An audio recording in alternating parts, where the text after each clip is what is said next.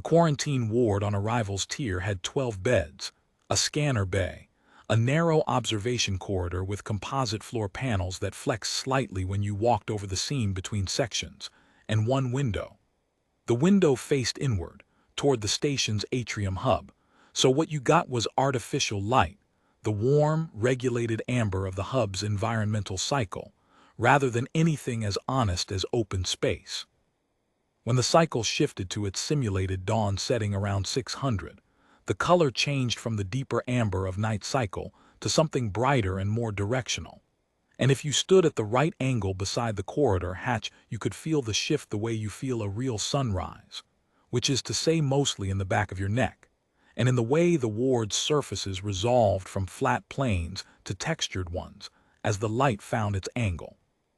It was not a large consolation, but it was the one the window offered, and after 14 years of quarantine rotations, I had learned to take the small consolations as they came. The beds were occupied by 8 people. 3 docking crew from the Vassal Korath Transit Hauler Meridian Group, Cale Sorvith, the first officer, his engineer, a compact and weathered woman named Pelly Zanseth who had been doing this run for 9 years, and gave the impression of someone who had been briefly inconvenienced by worse situations than a quarantine hold.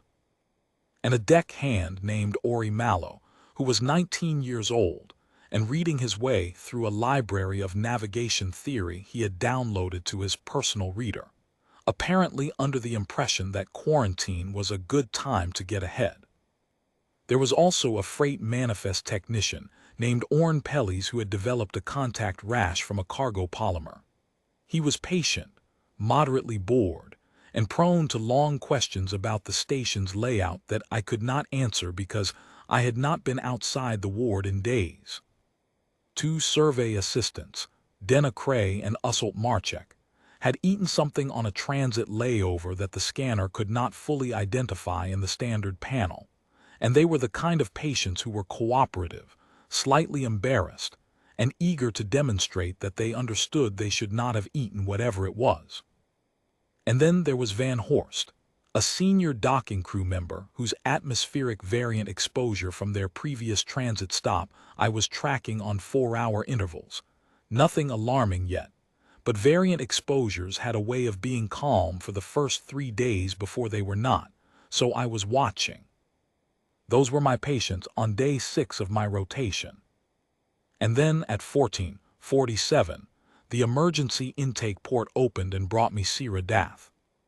She came in the way people come in through emergency intakes rather than standard hatches, not walking so much as being channeled, routed by the station's triage system rather than arriving under her own volition. But she was conscious.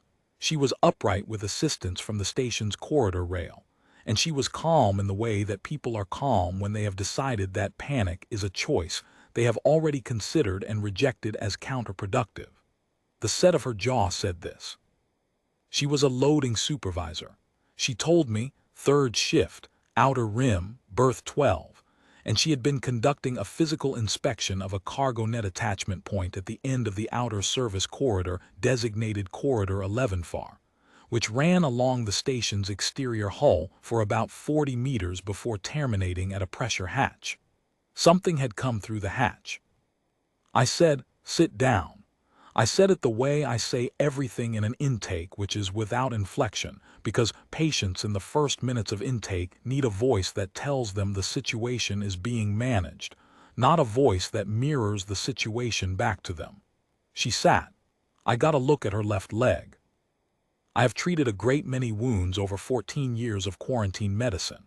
I have treated industrial accidents, cargo handling injuries, the aftermath of transit accidents, where the physics of confined space momentum had expressed themselves against a human body, and the various wounds made by the range of fauna species that transit through a station like Korath VEL-9, because they have stowed themselves in a hold or a container, and emerged confused and frightened and consequently dangerous.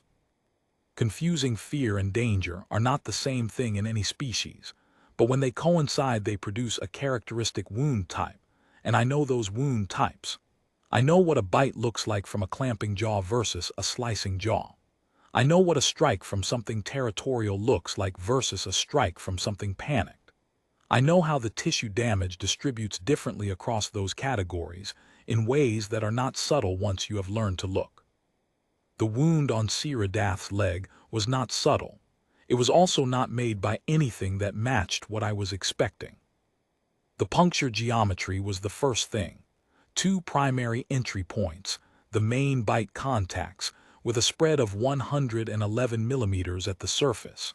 I measured it twice because I always measure twice when a number surprises me. 111 millimeters. I had already pulled up the Arrendi fauna registry on my secondary display, because it had been in my professional habit for 14 years to have the relevant fauna documentation available during wound intake, and I scrolled through the canned entries.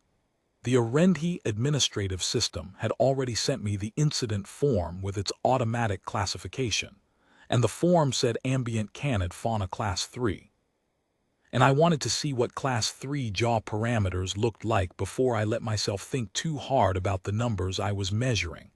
The maximum jaw spread for a mature ambient canned fauna class 3, according to the registry, was 60 millimeters.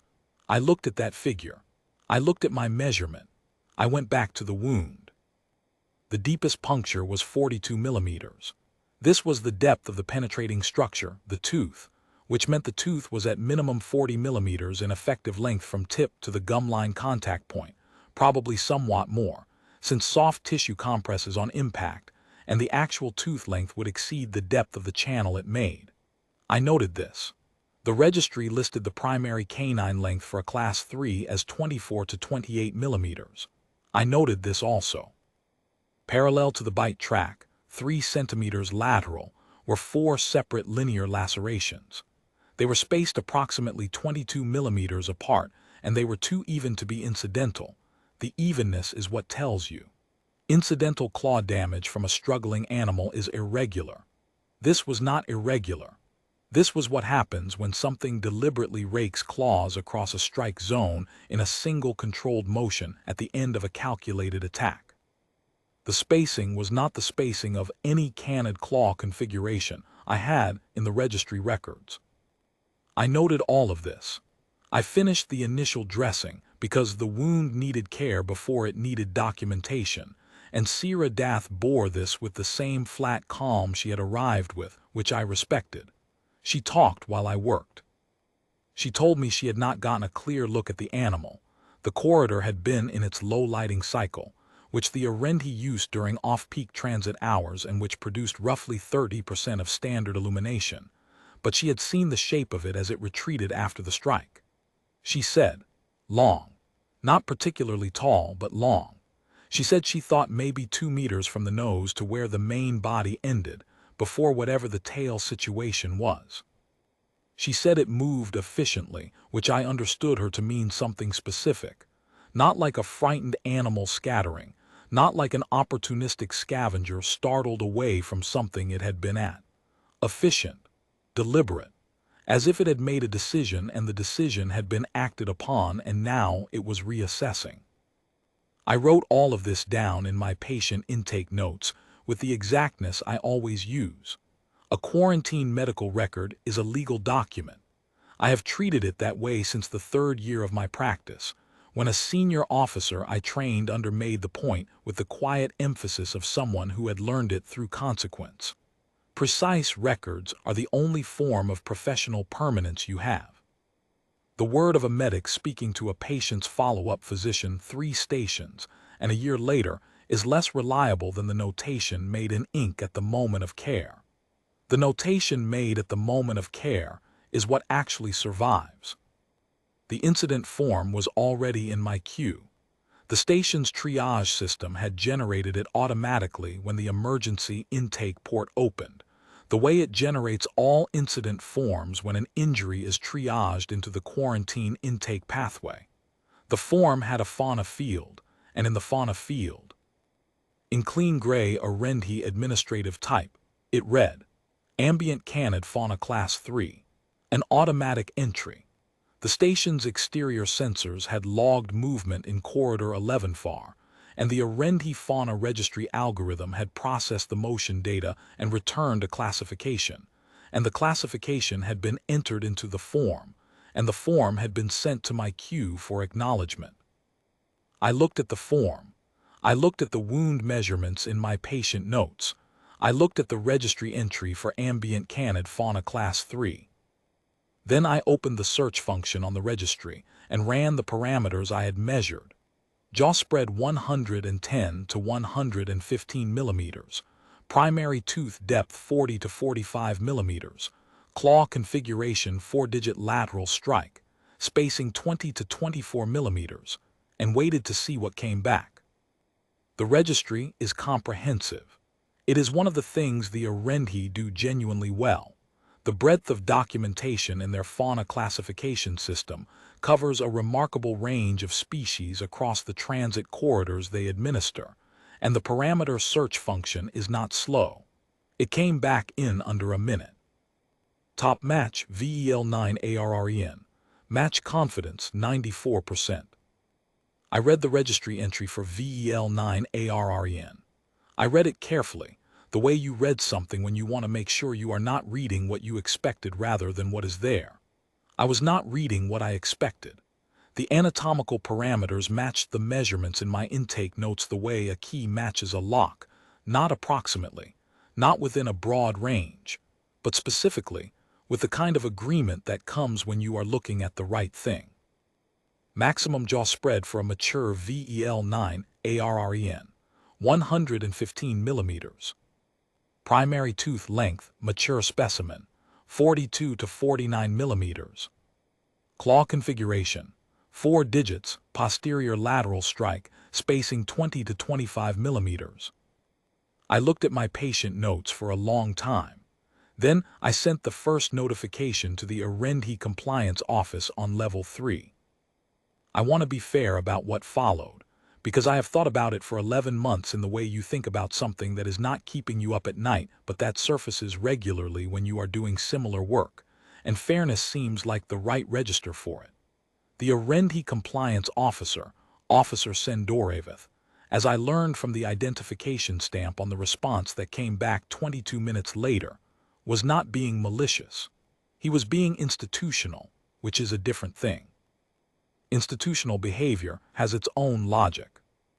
The station's fauna registry was authoritative in the legal and administrative sense, and the registry had 17 years of operational history on VEL-9, and the registry's algorithm had produced a classification, and the classification threshold had been met, and therefore the classification was valid.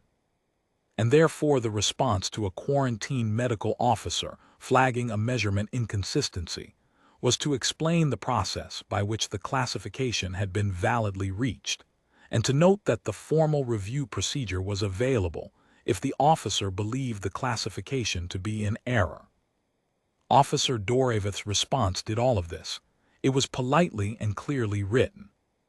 It informed me that the fauna classification had been logged per standard protocol, that a containment advisory for the relevant corridor sections had been issued, that the species in question was a known transient presence in the station's outer service corridors, typically following maintenance access cycles when the exterior pressure hatches were used, and that the standard precautions for outdoor service corridor access were appropriate management for this species.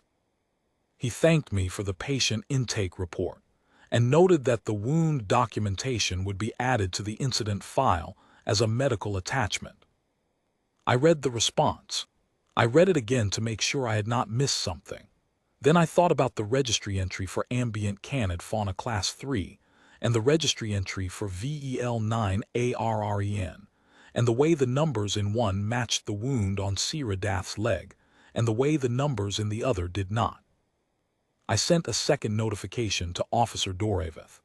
I included the specific measurements from my patient intake documentation as attachments, formatted precisely, with the measurement method noted, as I would format any clinical data submitted to a secondary reviewer, and I included the relevant anatomical parameters from the VEL-9-ARREN registry entry beside them, in a 2-column layout so the comparison was straightforward. I asked one specific question. Could he confirm whether the station's exterior sensor data that produced the Class 3 classification had included biometric size data, or had the classification been based on motion profile analysis alone? The response came back 43 minutes later. It confirmed that the station's exterior corridor sensors were motion capture type. They did not produce biometric measurements. The fauna registry algorithm had classified the incident based on movement profile analysis. The algorithm's confidence rating for the ambient canid Class 3 result had been 73%. The algorithm's minimum threshold for filing a classification was 70%. The classification was valid per protocol. I read this carefully. The algorithm had used movement profile, not size, not anatomical structure, movement, and it had returned a 73% confidence rating, which is 3 percentage points above the minimum threshold, and this rating, 73 out of 100, based on movement profile alone, derived from sensors that did not measure the thing, was the legal and administrative basis on which the incident form said ambient canid fauna Class 3 in clean gray type. I was in a quarantine ward with 8 patients. I could not leave the ward. I did not have the authority to direct the RENDHI compliance office to take any particular action. I did not have access to the station's exterior corridor sensor network for independent readings. I did not have the resources to conduct a direct fauna identification survey of Corridor 11 FAR. What I had was a printed copy of the incident form. The station system had sent it to my display queue for acknowledgement, and the display queue produced physical prints for the ward's documentation archive, which I maintained as physical records because that was the protocol I had been trained in and the protocol I had maintained for 14 years. And I had a physical ink stylus in the left breast pocket of my medical coat. I keep the stylus because there are moments in quarantine medicine when you need to write on paper rather than into a display. And the stylus is faster than requisitioning a formal instrument and more reliable than the ward's secondary display in the event of a system fluctuation, which happened on average twice per rotation and always at a moment that made timing worse. The incident form had a fauna field. In the fauna field, in clean gray RENDHI administrative type, it read, Ambient Canid Fauna Class 3. I took the stylus out of my pocket. I drew 2 lines through Ambient Canid Fauna Class 3.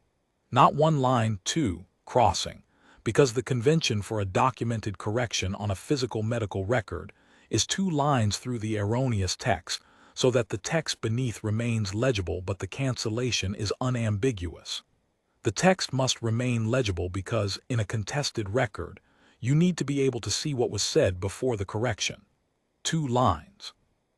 Then, in the space to the right of the crossed-out text, in my own handwriting in block characters, the way I was trained to make corrections on physical medical documentation, so that the handwriting is legible to any reader without interpretation, I wrote, VEL-9-ARREN. I wrote it clearly. I signed it with my full name and my quarantine officer registration number. I wrote the date and the time. The date was day 7 of my quarantine rotation. The time was 11:23. I am going to explain something about documentation protocol, because the what happened next depends on it, and I do not want it to seem like cleverness on my part, because it was not. It was simply the protocol.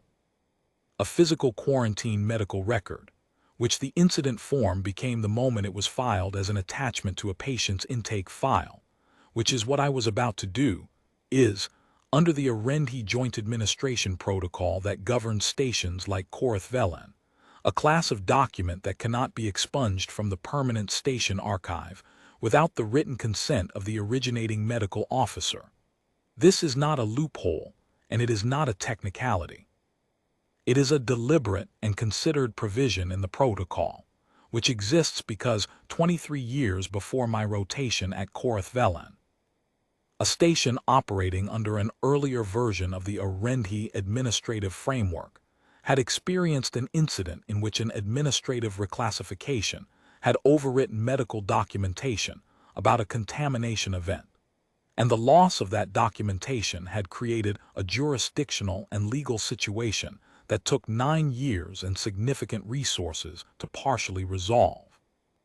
The current Joint Administration Protocol was revised in response to that situation, and the revision specifically protected physical medical records from administrative deletion, because the lesson of the situation was that medical records need to be protected from administrative revision for exactly the cases where the medical record says something the administrative record does not.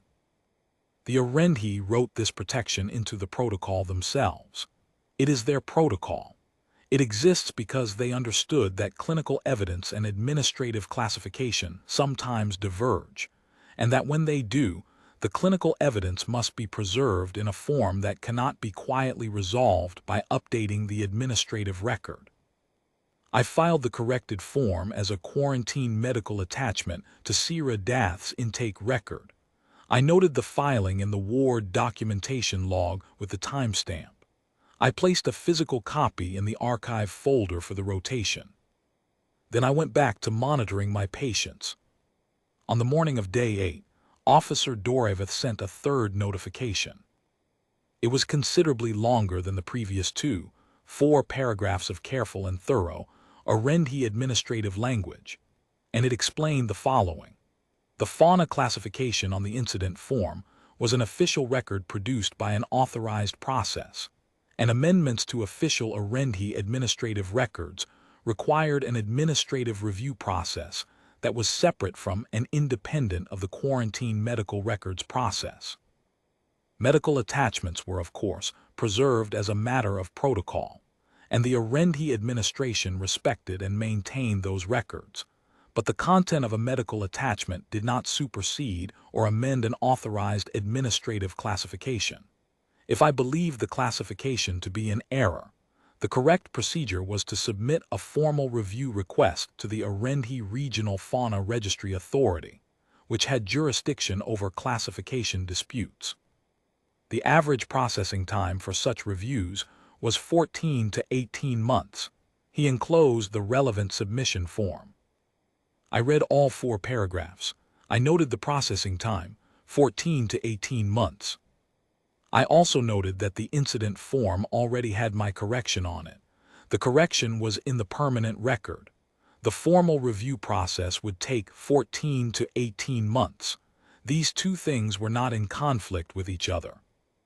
I submitted the formal review request to the ARREN Regional Fauna Registry Authority on the morning of day 8 at 09:14 station time. The submission was complete. I described the wound geometry in full clinical detail, attached the patient intake measurements in their formatted layout, included the relevant VEL-9-ARREN registry parameters in the 2-column comparison I had already prepared, and noted Sierra Dath's first-person description of the animal's size and movement pattern as corroborating observational evidence. I requested expedited processing on the grounds that the misclassification represented an active safety concern for station personnel who used the outer service corridor network. The automated acknowledgement arrived the same day. Processing time, 14 to 18 months. I set that notification aside and went back to my patients. I had 11 days remaining in my rotation. In those 11 days, several things happened that I noted and could do nothing about from inside the quarantine ward. The first was that Sierra Dath's wound responded well to treatment. She was, as I have said, the kind of patient who understood compliance as a professional standard rather than a request. She kept the dressings clean. She elevated the leg properly. She did not attempt to use the limb before it was advisable. I monitored the wound twice daily. The depth of the primary punctures required close attention for the first 5 days, since deep tissue wounds in that location carry a higher risk of internal complication than surface lacerations, and it was clean throughout. By day 12, she was on crutches. By day 16, she was walking without assistance, carefully and with a slight shift in her gait that would resolve as the tissue finished healing. The scarring would be significant, but there would be no lasting functional impairment to the leg. I was satisfied with this outcome in the professional sense, which is a specific kind of satisfaction. Not emotional, but the satisfaction of a prognosis that proves accurate. The second thing was that I monitored the station's incident logs.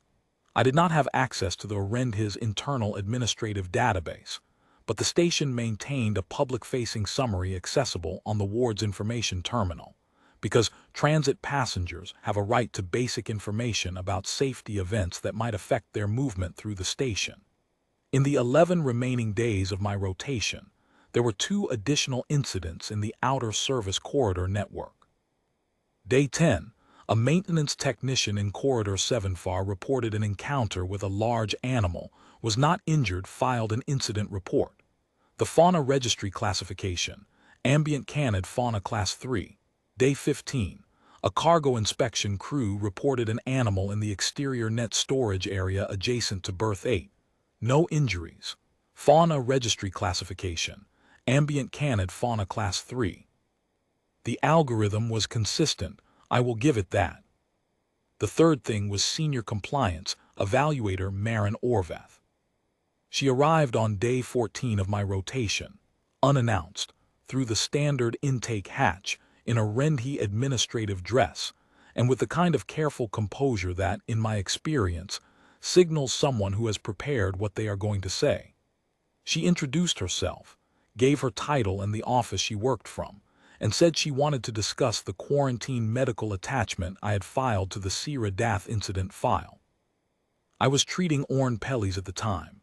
His polymer rash was clearing well, but a follow-up skin scan is worth doing properly rather than quickly, and I continued it while we talked. I told her to sit down, and she sat in the chair by my secondary display and watched me work for a moment in silence before she said what she had come to say. She said that the medical attachment was, of course, a matter of official record, and she was not there to dispute that. She said that the formal review request I had submitted to the Regional Fauna Registry Authority was noted, and the Rendhi appreciated my diligence in documenting my clinical observations. She said that the fauna registry classification process was robust, that the algorithm had 17 years of operational history, and that the 73% confidence threshold was a reliable standard that had served the station well. I finished Orn Pellies' scan, told him his arm was clearing and he would be released in 2 days, watched the relief cross his face. He had been a patient, but he had been bored for a long time, and then I turned to face evaluator Orvath. I said, the jaw spread on the wound I treated was 111 millimeters. A mature ambient canid fauna class 3 produces a maximum jaw spread of 60 millimeters. Those numbers do not overlap under any classification margin I am aware of. She said, the motion profile algorithm is the authorized identification instrument for this station. I said, the motion profile algorithm produced a result 3 percentage points above the minimum threshold, based on sensors that do not measure size. My patient intake documentation produces a species match at 94% for a VEL-9-ARREN, based on direct anatomical measurement of the wound geometry. These are not equivalent epistemic positions. She said, the formal review process is the appropriate venue for these questions. I said, yes, it is. I have submitted the formal review request. The review will take 14 to 18 months. In the meantime, the medical record accurately reflects the clinical findings, which is what a medical record is for. She was quiet for a moment. Then she said, carefully, that she wanted to make sure I understood that communications to station personnel outside of the formal review process about the fauna classification could create concern among transit passengers that might not be proportionate to the actual risk. I said, I have 8 patients in this ward, and I have not spoken to anyone outside of this ward about anything except their medical care in 14 days. I am a quarantine officer. Quarantine is the definition of what I do. She looked at me for a moment with the expression of someone recalibrating. Then she thanked me for my time. She left. I went back to work. On day 18, I was released from rotation. My patients were discharged or transferred. Sira Dath shook my hand when I cleared her for discharge. She had a good grip and her hand was steady, and she said thank you in the specific tone of someone who understood that the thank you covered more than the medical care. I did not explain what I had done with the incident form. It was not necessary. She was not asking about that. I handed the ward to the incoming rotation officer, completed the documentation transfer, and walked out into the wider station for the first time in 18 days. I took the long route back to my quarters, past one of the station's public information terminals near the transit hub. I stopped and looked up the outer corridor advisory. Corridor 11 FAR was marked with an amber indicator, ambient canid fauna class 3 presence, standard precautions advised. I looked at the amber indicator for a while, then I went to my quarters. What followed was 11 months during which I was mostly other places. I completed an administrative assignment at the station's primary medical facility. I rotated onto a transit survey vessel for 11 weeks, which is the kind of work I like. The problems are immediate and the documentation is straightforward, and the view from the medical bay porthole, when the vessel is in clear transit, is actual open space rather than an atrium hub. I came back to VEL-9-ARREN for a short respiratory quarantine assignment on a transit hauler, which resolved without complication. I thought about the incident form when I had reason to think about it, and did not think about it when I did not. When I ran the station's public incident log, a habit, not an obsession, I saw the ambient canid fauna class 3 advisories accumulate in the outer corridor network at a rate of roughly 1 incident every 3 weeks. None of the incidents involved injuries, as far as I could tell from the summary, which means either the precautionary advisories were working or the animal or animals were exercising their own version of selectivity. I had no way to know which from the public log. 11 months after I filed the review request, I received the formal notification from the Arendi Regional Fauna Registry Authority. It was a long document. Most of it was procedural framing, which is the Arendi administrative style for official communications, context, jurisdiction, process narrative, and then the actual content somewhere past the halfway point.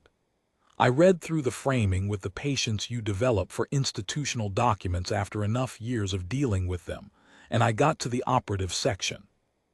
The operative section said that following review of incident documentation submitted by Quarantine Medical Officer SVETH in conjunction with the relevant case file, and following additional incident analysis undertaken by the authority's Fauna Classification Review Panel, the fauna classification for the VEL-9 outer corridor incidents had been revised. The revised classification was VEL-9-ARREN. The revised classification superseded the previous ambient canid fauna class 3 designation in all prospective documentation. A mandatory safety protocol update had been issued to VEL-9 station management, and enhanced access restrictions for the relevant corridor sections were being implemented with immediate effect. I read this through twice, not because it was unclear, but because I have learned to read consequential documents twice to make sure I am reading what is there rather than what I anticipated. The notification did not mention the corrected incident form I had filed 11 months prior. It did not note that a quarantine medical record bearing the correct species classification had been in the permanent archive since day 7 of my rotation, 11 months before the review panel arrived at the same answer. It did not say that I had been right. These are not the things Arendi administrative notifications say. They say what was decided and what happens next, not what the history of getting there looked like. The permanent record already said all of those things, for anyone who looked. I should describe VEL-9-ARREN, Because if you have spent your career in human transit medicine rather than Arendi fauna taxonomy, the classification number does not carry its weight automatically. The Arendi threat tier scale runs from 1 through 12. 1 is negligible, nuisance level, no active management required. 6 is the midpoint, where you start talking about access restrictions and personnel protocols. 9 is in the upper third of the scale, the range the registry describes as requiring active management rather than precautionary advisories, meaning physical deterrent systems, sensor monitoring, restricted access, and personnel briefings rather than a colored indicator on a corridor map. 12 is the top of the scale and reserved for species that require active eradication protocols when identified in a transit station environment. A VEL-9-ARREN is classified at 9. The Arendi established that classification based on documented behavior across multiple stations in this transit corridor range, and the documentation is extensive. It is a pack-hunting species, though it ranges alone when scent marking or establishing territory in a new space. The solitary ranging is territorial behavior, not an indication that there is only one. It is significantly larger than any canid species in the registry. Its hunting behavior is not opportunistic in the way of most species that find their way into station environments. It does not scatter when startled, and does not respond to the deterrents that work for opportunistic scavengers. It reassesses. It has been documented returning to a location where it was deterred and approaching from a different angle on a subsequent occasion. The registry describes this as adaptive tactical behavior, which is the Arendi taxonomy's way of saying it is learning. Its jaw structure is adapted for a strike-and-hold technique on prey considerably larger than station personnel, which means when it strikes a human being it is, in a functional sense, exerting less than its full mechanical capacity. The wound on Siradath's leg had been made without the animal fully extending its jaw. I had noted this in my intake documentation, because the surface spread was consistent with a partial contact strike rather than a full grip. A full grip from a mature specimen, according to the registry, produces a jaw spread of up to 130 millimeters. The station had been operating under an amber advisory for a species in this category. Amber, the color that means be cautious, not the color that means stay out. The amber advisory is gone now. In its place, a red-level access restriction for the outer service corridors in the relevant sections, enhanced sensor installations, active deterrent systems, updated personnel protocols, and mandatory briefings for any staff whose assigned work involves the outer corridor network. These are the right things. These are what should have been in place 11 months ago, and what would have been in place 11 months ago if the motion profile algorithm had included biometric sizing parameters in its identification process, or if the confidence threshold had been set higher, or if the incident form had not been pre-filled by an automatic process before anyone measured the wound. I am not angry about the 11 months. I have been asked this by people who heard the story later through professional channels. Siradath told some colleagues, apparently, and it spread in the way that medical stories spread in close professional communities. I tell them, I am not angry. I did not set out to be angry or vindicated or anything in particular. I set out to make sure the medical record accurately reflected the clinical findings, because that is what a medical record is for, and the clinical findings clearly indicated a VEL-9-ARREN.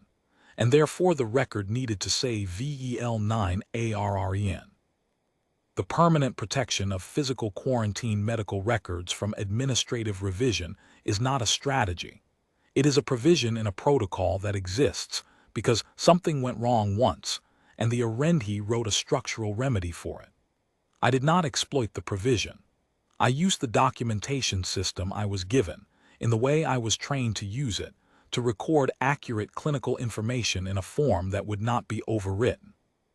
14 years of quarantine medicine teaches you that institutions are not your enemy. They are slow. They are calibrated for the normal range. The fauna registry algorithm had 17 years of operational history and a 70% confidence threshold, and 17 years of largely correct classifications, which means its exceptions, the cases outside its normal range, were rare enough that the process for handling them was less practiced than the process for handling the standard cases. This is not unique to the ARREN. This is a property of all long-running classification systems. They become very good at the cases they see often and less reliable at the cases they have not encountered in the form they are expecting. The medical record is different in structure. The medical record is not calibrated for a range. It is calibrated for a specific patient, a specific wound, a specific set of measurements taken from a specific injury at a specific time. The specificity is the point. Every number in the intake documentation refers to something that happened to a particular person, and the record's job is to capture that particularity accurately, because the particular is where the decisions get made. The decision about treatment, about prognosis, about what the follow-up physician needs to know. When the particular disagrees with the general, the particular wins. That is the clinical standard. That is also, I would argue, the epistemic standard, but I am a medic, not a philosopher, so I will leave the epistemology to someone with more time for it. The correction I made to the incident form was 2 lines in black ink through the wrong classification, and the right classification written beside them in block letters, signed and dated. That is, in terms of the physical act, about as simple as an intervention gets. It took less than a minute.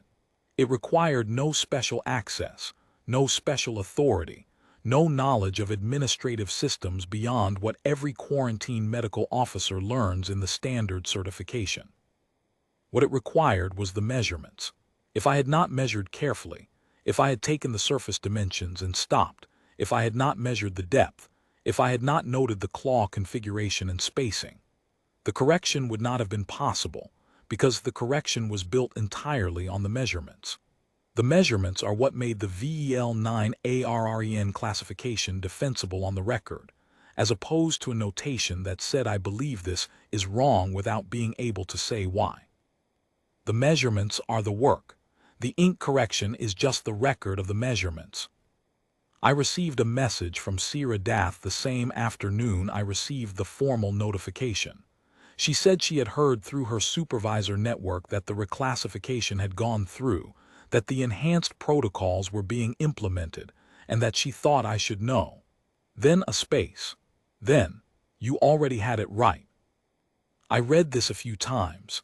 Then I wrote back, the measurements were clear. Anyone with a ruler and the registry open would have gotten there. I just had both at the same time. She sent one more line. Not everyone would have written it down. I have thought about this more than I expected to. It is not entirely true, because there are careful people in many professions who document with the same precision I do, and the habit of writing things down is not rare. But it is true in the specific sense that the act of writing it down on a physical form and filing it as a protected medical record was the act that created a permanent record of the correct classification before the administrative system caught up to it. Someone else might have sent the notifications, submitted the review, and waited. The writing it on the form part was a choice made with a stylus and 2 lines of crossed ink, and it is what the permanence rests on. The measurement was always right. The record made sure the measurement could not be quietly revised away. I keep the stylus in my left breast pocket. I have kept one there since the 3rd year of my practice, because a senior officer told me once that a medic without something to write with is only half a medic, and I have found this to be true in a variety of ways over the subsequent 11 years. Not always in dramatic ways. Most of the time the stylus is for labeling a sample or marking a dressing schedule on a chart clipped above a patient's bed.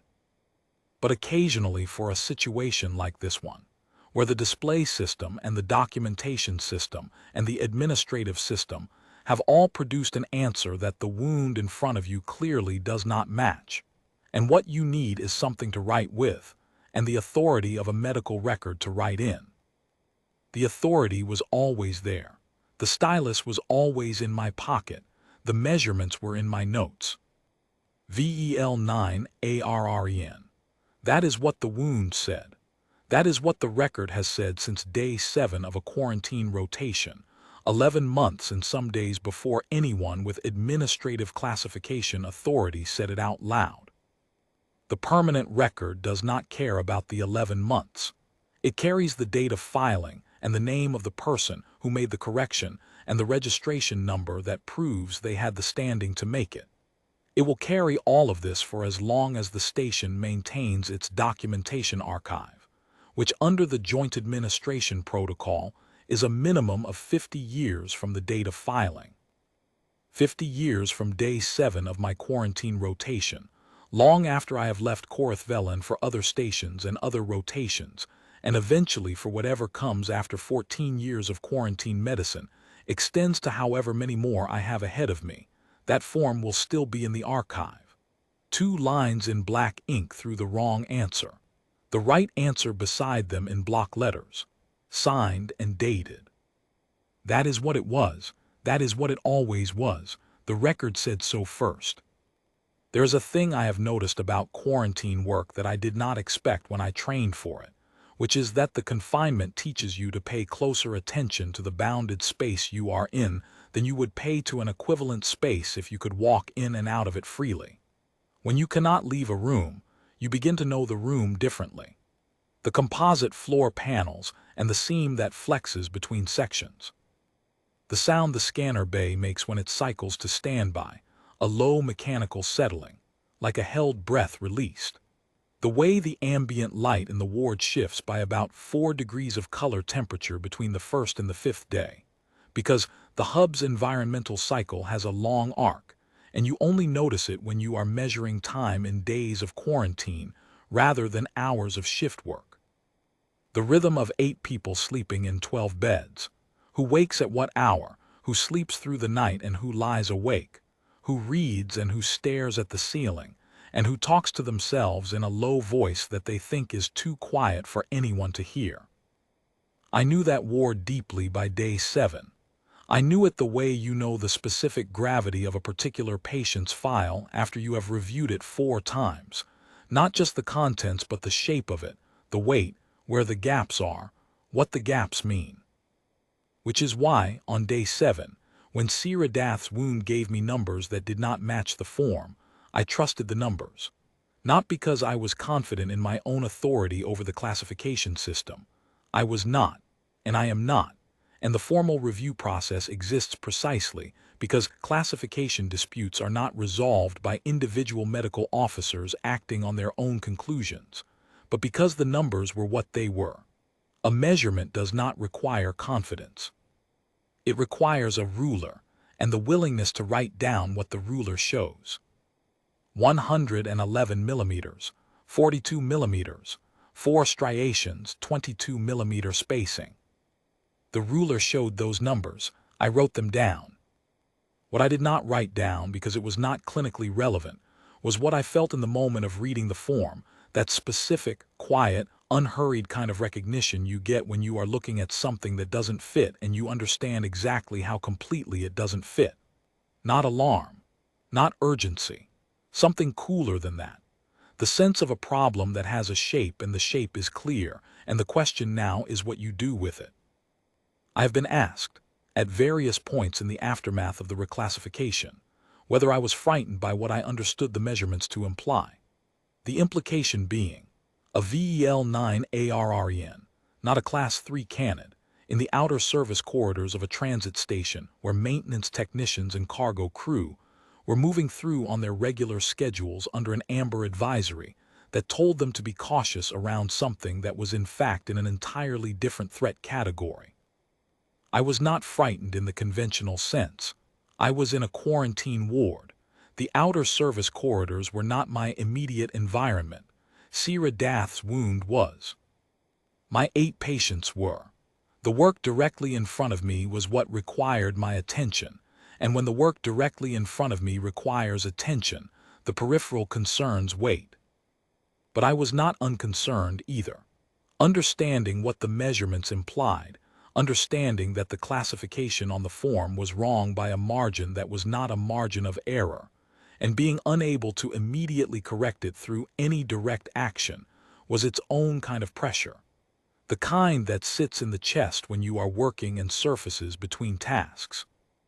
This is why I sent the second notification to Officer Doravith with the two-column comparison layout. Not because I thought the notification alone would resolve it. The first notification had already shown me how the institutional response was going to look, and it was going to look like a polite explanation of why the process had produced the right answer, and the process was sound. I sent the second notification because I wanted there to be a documented record of the specific technical information being transmitted to the compliance office on a specific date, in a specific format, that made the contradiction between the wound measurements and the algorithm result concrete enough to be unambiguous. If the matter was ever reviewed, and I intended to make sure it was, I wanted the record to show that the information had been clearly communicated, early, in terms that required no clinical expertise to follow. The two-column layout was for whoever would eventually review the case, not for Officer Doravith. I understood by the time I sent it that Officer Doravith was going to respond with the protocol, because that was what the protocol called for, and the protocol was what he had. I was writing for the future record. This is also why the formal review request was as complete as I made it. 14 to 18 months is a long processing time, but a review is only as strong as what you give it to work with. I have submitted formal review requests in other contexts over my career. Standard medico-administrative disputes, nothing dramatic, the ordinary friction between clinical observation and institutional categorization that comes up regularly in quarantine work. And what I have learned is that a review panel with complete, well-organized documentation resolves faster and more clearly than a review panel that has to spend time reconstructing what the submitter actually meant. I gave the review panel everything I had: the measurements, the comparisons, the registry parameters, Sierra Dath's observational account formatted as a separate corroborating attachment, the exact timestamps of my notifications to Officer Doravith and his responses, and a clear summary statement at the top that said what I was claiming, why I was claiming it, and what evidence supported the claim. Whether the review took 14 months or 18 months was not something I could control. Whether the submission gave the panel everything it needed to work efficiently was something I could control, so I controlled it. The waiting is its own kind of work. 11 months of knowing what I had filed and knowing the timeline and monitoring the public incident log and seeing the amber advisories accumulate. 2 incidents in the outer corridors in the 11 days before I left rotation. And then, in the 11 months after, more incidents, more Class 3 classifications, the amber indicator steady on the corridor map. Each entry in the public incident log was a separate piece of the case I had already made. I could not add them to the review submission retroactively without a formal amendment process, which had its own timelines, but each entry was evidence of continued misclassified exposure, and the review panel would have access to the incident log as part of their investigation, and the accumulation would speak for itself. I have thought about the maintenance technician from day 10 of my rotation, the one who reported an encounter in Corridor 7 FAR, and was not injured and filed an incident report that received an ambient canid fauna Class 3 classification. I do not know his name. The public incident log does not include personal identifying information. I know that he encountered something in a dimly lit outer service corridor that moved efficiently and deliberately, and that he was not injured, which means either the animal chose not to press the contact, or he made a decision that removed him from the situation before it escalated. I know that the advisory he had been operating under told him the outer service corridors were amber level. Be cautious, take precautions, not necessarily avoid entirely. I am glad he was not injured. I am glad none of the subsequent incidents in the 11 months produced injuries. The outcome was better than it might have been. Outcomes being better than they might have been is the closest quarantine medicine gets to luck, and I do not take it for granted when it occurs. The correction was filed. The review was submitted. The work of the 11 months was waiting with the knowledge that the record said what it said, and that the review would eventually say the same thing, and that in the meantime the record was in the archive and could not be expunged. Knowing the record is there when you cannot act directly is a specific kind of professional steadiness. I have noticed that people who have not spent time in quarantine work sometimes find this difficult to understand. The equanimity about being confined, about the limits of your authority, about the things you can do and the things you cannot. But quarantine medicine selects for a particular temperament, or it develops it, and that temperament involves comfort with the boundaries of your authority in a way that does not mean passivity. You do what you can do. You document what you see. You use the instruments you have. You do not exceed your authority and you do not fail to use it. The stylus was in my pocket. The form was in front of me. The measurements were in my notes. 2 lines through the wrong words, the right words beside them. That is not exceeding authority. That is the authority working exactly as designed. In the days immediately following the reclassification, I fielded several messages from professional colleagues who had heard the story. Most of them were curious about the documentation specifics, the protection provision in the Joint Administration Protocol, how I had known about it, whether I had planned the correction as a deliberate use of the protection, or whether it had been more intuitive. I told them the truth, which is that I did not think about the protection provision consciously in the moment I made the correction. I thought about the medical record and the clinical findings and the fact that the record needed to accurately reflect the findings. The protection provision was in the background of my training. I knew it existed. I knew it applied to physical quarantine records, but it was not my primary thought. My primary thought was, the form says the wrong thing. I have a stylus. The form needs to say the right thing. The protection provision being what it is meant that the correction I was going to make anyway for professional reasons was also going to be permanently preserved. That is what I would call an alignment of interests rather than a strategy.